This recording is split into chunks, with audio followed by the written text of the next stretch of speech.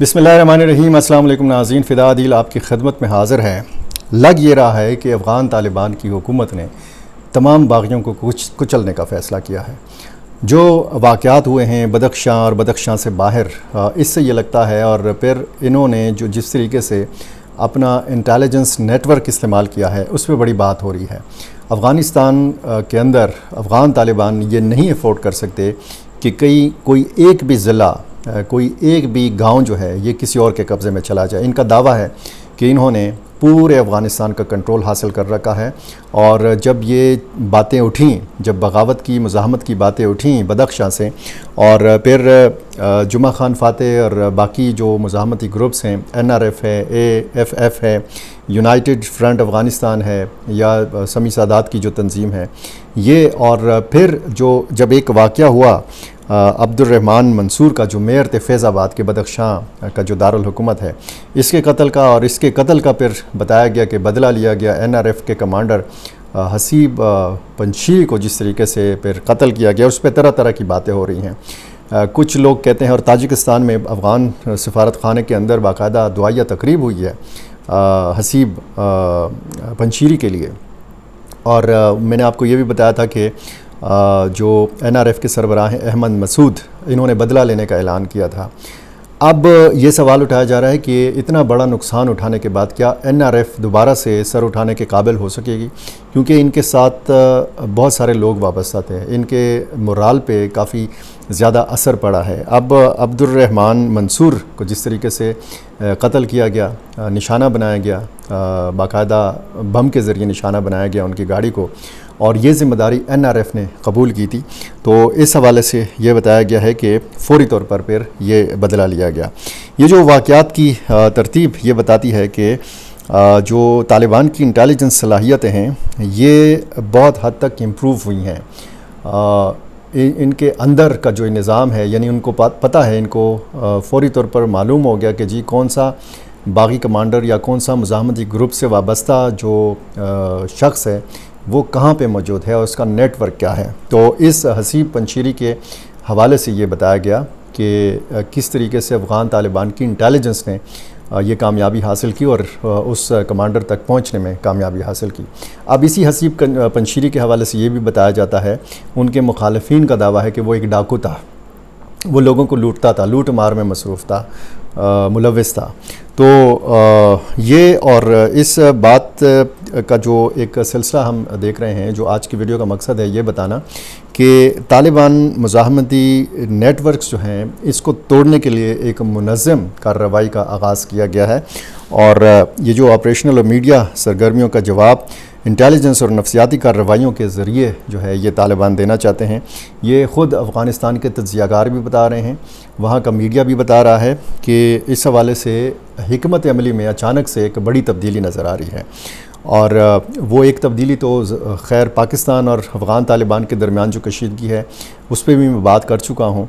और ये वाला जो मामला है ये चूँकि अफ़गानिस्तान का अंदरूनी मामला है, यानी तालिबान को जिस तरीके से चैलेंजेस दरपेश हैं उस चैलेंज को कैसे जो है काउंटर किया जाए, कैसे इस हिकमत अमली का इस्तेमाल करते हुए मुज़ाहमत को कुचला जाए और बागियों को कुचला जाए। क्योंकि अगर जिस तरीके से बड़ा तेज़ी के साथ हमलों में इजाफ़ा हुआ, बड़ा तेज़ी के साथ तुंदो तेज़ बयानात का सिलसिला शुरू हुआ, जुमा खान फातेह की देखा देखी, जो इनका अपना बंदा था, बागी हो गया था, वो जब सरेंडर हो गया, वो जब गिरफ़्तार हो गया, तो फिर अब उस हवाले से भी ये बात की जा रही है कि जी उसके साथ धोखा हुआ है।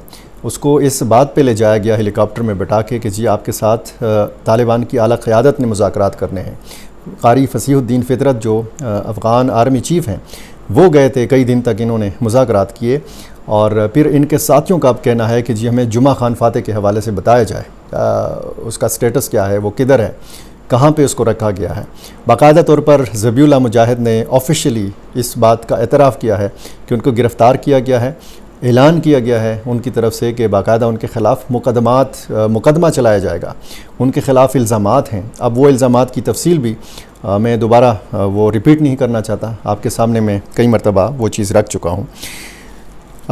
ये सूरत हाल ज़ाहिर है कि इसमें ये बताती है कि 2023 में बताया गया है کہ طالبان کی اسی انٹیلیجنس کارروائی اسی طرح کی ایک ہوئی جس میں بلخ صوبے میں داعش خراسان کے سینئر رہنما ابو سعد محمد خراسانی کو قتل کیا گیا تھا۔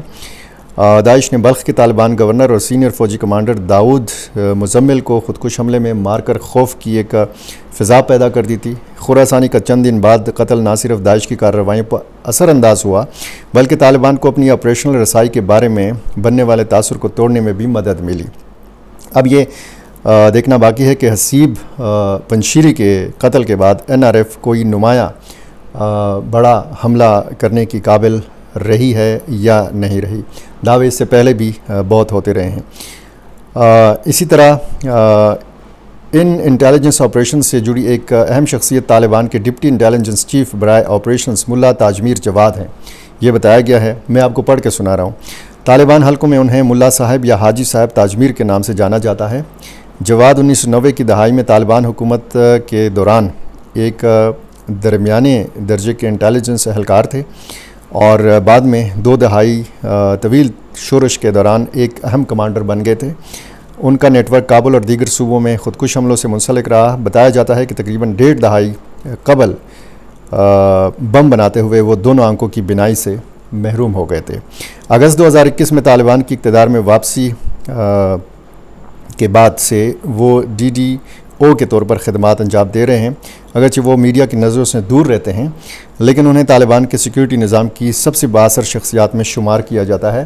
کہنے کا مقصد یہ ہے، یہ جو میں نے آپ کو پڑھ کے چیز سنائی ہے، اس تحریر کا مقصد یہ ہے یہ بتانا کہ طالبان کہاں سے یہ مہارت حاصل کر رہے ہیں۔ یعنی ان کے پاس پرانے بندے اگر ہیں، میڈیا سے اوجھل ہیں، لیکن ان کی جو موجودہ اندرونی طور پر جو ان کی کامیابیاں ہیں یہ بتاتی ہیں کہ ان کا انٹیلیجنس جو ایک نظام ہے وہ خاصا بہتر ہوا ہے۔ اسی طرح ایک بیان جو ہے منسوب کیا گیا ہے سپریم لیڈر شیخ ہیبت اللہ اخندزادہ سے، اور یہ بتایا گیا ہے کہ انہوں نے پاکستان کا بالواسطہ ذکر کیا ہے اور کہا ہے کہ ان کے ملک کا ہمسایوں کے لیے کوئی برا ارادہ نہیں ہے۔ طالبان کی جانب سے میڈیا کے ساتھ شیئر کیا گیا ان کا ایک ایسا آڈیو جو ہے وہ شیئر کیا گیا ہے جس میں کوئی تاریخ نہیں ہے، یہ کب کہا شیخ ہیبت اللہ اخندزادہ نے، لیکن یہ میڈیا تک پہنچا ہے، اور اسی چیز کو سینئر صحافی طاہر خان نے بھی اپنے ایکس کے اوپر لکھا ہے۔ اس میں جو شیخ ہیبت اللہ اخندزادہ نے کہا ہے وہ یہ کہا ہے کہ ہمارے ہمسایوں کو خوفزدہ نہیں ہونا چاہیے، ہم کسی کے خلاف کوئی برا ارادہ نہیں رکھتے، جو لوگ ہم سے بات کرنا چاہتے ہیں وہ بلا جھجک ہم سے بات کر سکتے ہیں، ہم پرامن زندگی، مفاہمت اور سلامتی کے خواہاں ہیں، یہ بات بالکل واضح ہے، ہم کسی کے کہنے یا حکم پر عمل نہیں کرتے، ہم اپنی مرضی کے مالک اور خود مختار ہیں اور ہم کسی اور کی خواہش کے پابند نہیں ہیں، ہم آزاد ہیں۔ یہ شیخ ہیبت اللہ اخندزادہ کہتے ہیں۔ اب ظاہر ہے کہ پاکستان بھی یہ کہتا ہے کہ افغانستان ایک خود مختار ملک ہے، ان کا اپنا نظام ہے۔ پاکستان کا صرف ایک مطالبہ ہے کہ آپ کی سرزمین ہمارے خلاف استعمال نہ ہو۔ جو سلسلہ پاکستان کے اندر ہے، بلوچستان میں، خیبر پختونخوا میں، پاکستان کا یہ موقف ہے کہ اس کے لیے افغان سرزمین استعمال ہوتی ہے۔ اب طالبان کو ایک اندرونی پریشر ہے جس کا میں نے بہت تفصیل سے ذکر کیا ہے، اور وہ پریشر ہے کہ جو پاکستان کی طرف سے ہے یا باقی پڑوسی ممالک کی طرف سے ہے یا ان دوست ممالک کی طرف سے کہ جن کے افغان طالبان سے بھی اچھے تعلقات ہیں۔ اب یہ ایک بہت ایک لمحہ فکریہ ہے، ایک بہت بڑا سوالیہ نشان ہے طالبان کی حکومت کے آگے کہ 5 سال گزر گئے، کسی ایک اسلامی ملک نے، کسی ایک پڑوسی ملک نے افغان طالبان کی حکومت کو باقاعدہ طور پر تسلیم نہیں کیا، ایک غیر مسلم ملک نے، روس نے تسلیم کیا ہے۔ تو وہ کون سی خامیاں ہیں، کون سی کمزوریاں ہیں کہ جن کی وجہ سے 5 سال گزرنے کے باوجود بھی افغان طالبان پالیسیز کے حوالے سے ادھر ہی کڑے ہیں، سفارتی تنہائی کے حوالے سے کوئی پیش رفت نہیں ہے۔